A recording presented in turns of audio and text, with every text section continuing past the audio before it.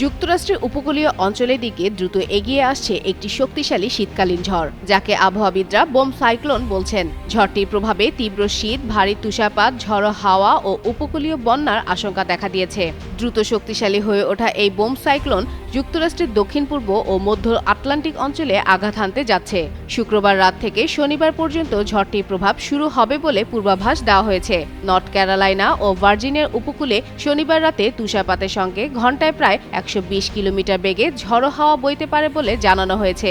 মধ্য ও পূর্ব north Carolina, south ক্যারোলাইনার কিছু অংশ এবং দক্ষিণ ভার্জিনিয়ার 5 থেকে 10 ইঞ্চি পর্যন্ত তুষার জমতে পারে। এমনকি তুষারপাত বিরল এলাকাগুলোতেও দুর্ভোগ দেখা দিতে পারে। ঝড়ের প্রভাবে উপকূলীয় এলাকায় জোয়ারের সময় বন্যার ঝুঁকিও বেড়েছে। বর্তমানে যুক্তরাষ্ট্রের 7টি অঙ্গরাজ্যে আবহাওয়া সতর্কতা জারি করা হয়েছে এবং প্রায় 2.5 কোটি মানুষ শীতকালীন ঝড়ের ঝুঁকিতে আছে। এমন পরিস্থিতিতে স্থানীয়দের আবহাওয়া সতর্কতার দিকে নজর রাখতে বলেছেন আবহাওয়াবিদরা।